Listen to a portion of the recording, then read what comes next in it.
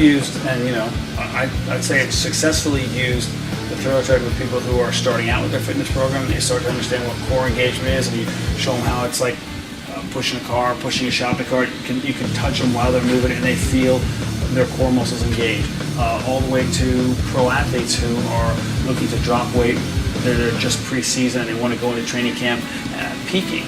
And to be able to use it with that range of clientele and get the results, to me, it's a beneficial tool. I don't know why, if you had a gym, you wouldn't have one in there. To me, you're foolish. They don't have enough time to put a comprehensive cardio plan together.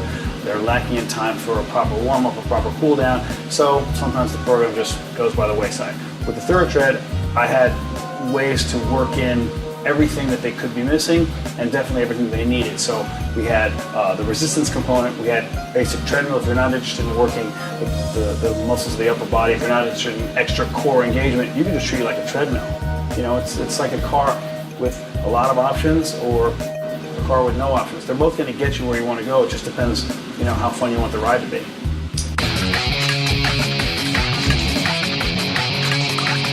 All right, so max elevation, 25 at 20 pounds with a static hold. Core should be lit up. I'm surprised I'm not seeing sparks come off it. Calves on fire. Calves, quads too. Yep. Again, if you're comparing the Thorotread to a conventional treadmill, you have a higher elevation than most treadmills. The Thorotread goes to 25 on an incline, on an elevation.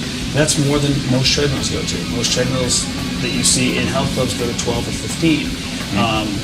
The deck's the same, the rest is the same, but then I can have the added capability of putting the resistance to it, and I can have them doing pushing movements, or I can have them doing pulling movements, all while walking, jogging, or running. So why wouldn't you get this?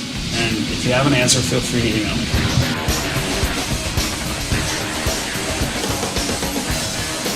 And you do long, slow strides with a little bit of push to it. Right. Right. Like a one-to-one lower body, upper body press. Boom.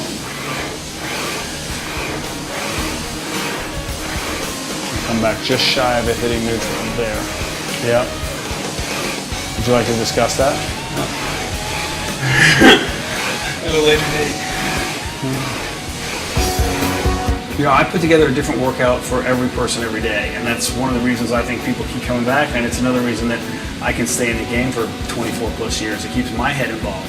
And if I'm working with a pro athlete or if I'm working with somebody who is a pro parent, either way, they still want to get the most out of their workouts. And I can do something that challenges them from a cardiovascular standpoint. I can do something if we're rehabbing a lower back injury. I can do something if they just want to get a little more out of a shorter time cardio interval than they may have normally allotted. I can still create something on the Thorotread that's going to give them all they can handle in that time. I mean, I have people literally, you should have called this the tap out, because when they're done, they're done.